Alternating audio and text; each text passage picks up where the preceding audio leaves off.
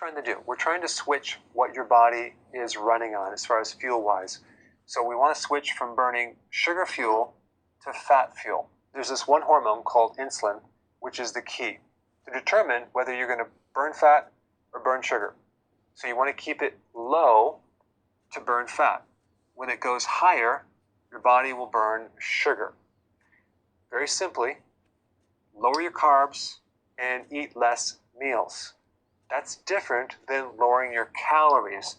Now, by eating less meals, you are going to lower your calories, but that's not the goal. You could actually eat larger meals, just not as frequent. Why is it a good idea to eat less frequent meals? Because every time you eat, you trigger insulin. Every time you eat carbs, you trigger insulin. So we're just trying to lower this insulin. The combination between these two are very, very powerful. So what are you going to eat in a meal? Well, first thing, you have to eat low carbs. So you want to cut down all your carbs. That includes sugar. And I'm talking about honey, agave nectar, brown sugar, white sugar, date sugar, all sugar. You can replace it in various recipes with what's called sugar alcohols. I put some links down below of examples of that so you can learn about that, but there's these sweet alternative sugar sources that you can use. So that means that when you go buy food, you have to start reading the labels and looking at the sugar content. You want it as close to zero as possible. You want to avoid fruit, except for berries. There's 3 berries: raspberries, strawberries, and blackberries. You can have those in small amounts, but no other fruit, especially apples. Grains like wheat flour that they make breads, pasta, cereal, crackers, biscuits, you want to avoid that. But guess what? There's a substitute. People use almond flour to make all sorts of things, from pizza crust to bread to you name it. So there's a lot of recipes that you can use as an alternative grain. Avoid starches like potatoes. But guess what? There's all these recipes that you can make out of cauliflower that is very similar to the starches, not identical, but you can make things that are very close to tasting like mashed potatoes. You can even make a cauliflower crust for your pizza.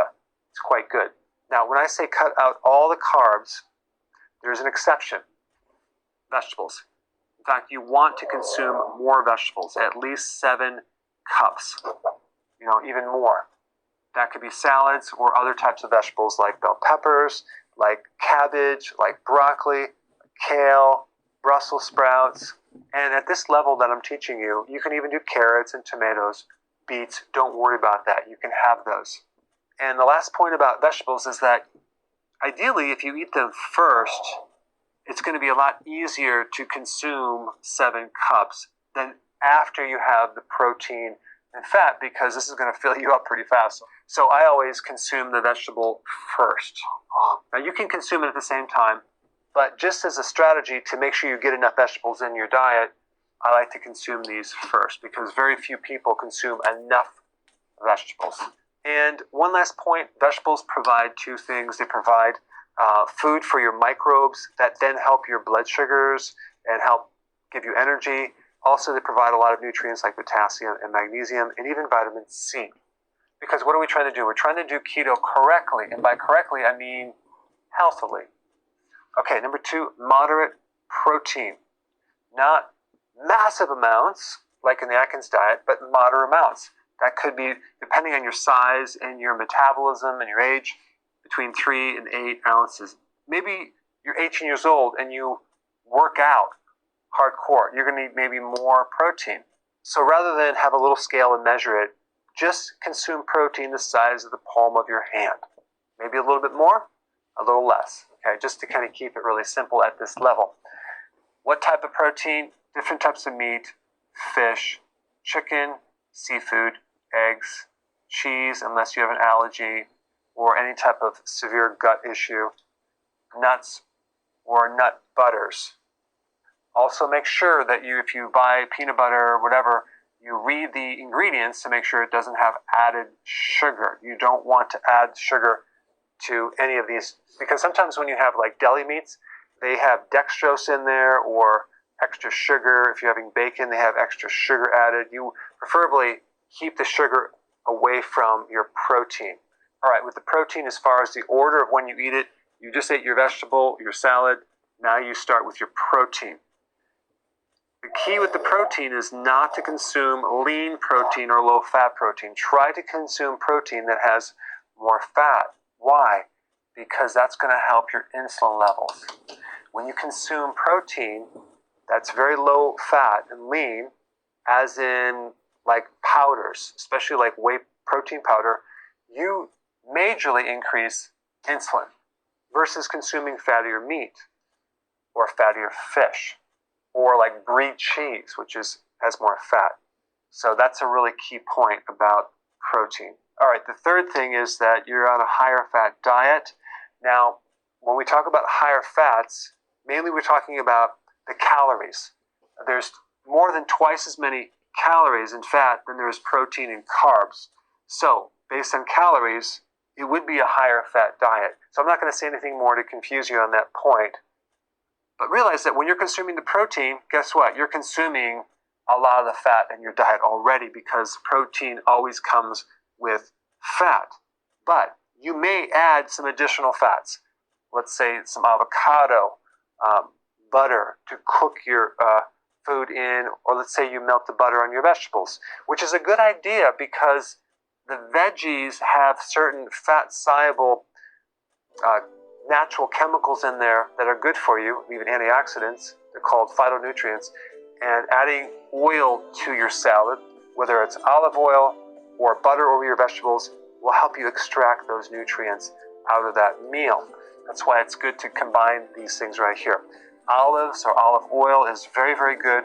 Coconut oil is actually also pretty good. And of course, some of these are in the fat category, like nuts, for example, are half fat and half protein, a little bit of carb.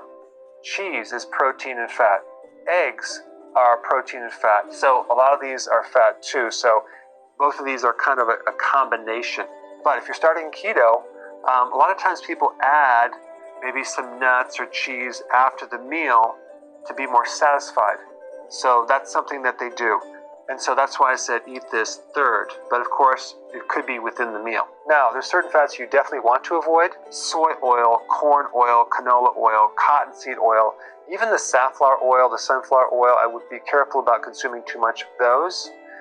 These are GMO. They have chemicals in them.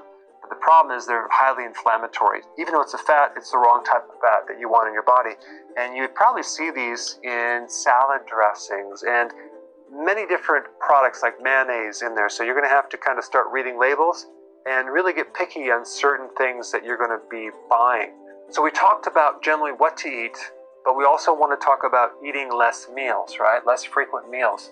We're going to do intermittent fasting. We're going to combine both of these together to really take that insulin and bring it down to a normal level. So here's the rule of thumb. Don't eat unless you are hungry.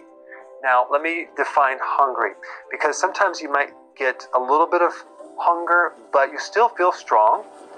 You still feel fine. Your mood is good. We'll try to push through that, okay?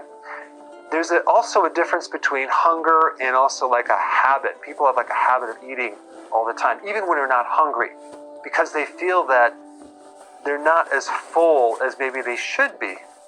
So you don't have to be full all the time.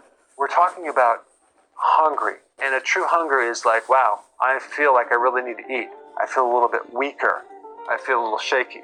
I'm starting to notice I'm a little bit more irritable. Okay, that is what we're talking about, not some little temporary hunger. Number two, ideally you want to skip the breakfast. You can do this on a gradual level where you keep pushing your breakfast later and later and later, or just cut it right out and just skip breakfast. Instead, have your coffee with a little butter in it, a tablespoon of butter, and or MCT oil, which will help you greatly in making ketones, which is very therapeutic to your brain, and it'll satisfy you. So as you're trying to transition into the state of ketosis, which you're burning fat, because ketones are a byproduct of burning fat, if you add MCT oil, that will give you ketones right away, and it'll make the transition a little more comfortable, especially with your cognitive function. So this is a good idea And if you did this coffee with these two fats, it's going to be very easy to skip breakfast. Also, I want to note that at about 8 a.m. in the morning is when you have this hormonal shift with cortisol might go up, and you may find a temporary, about a half hour, kind of a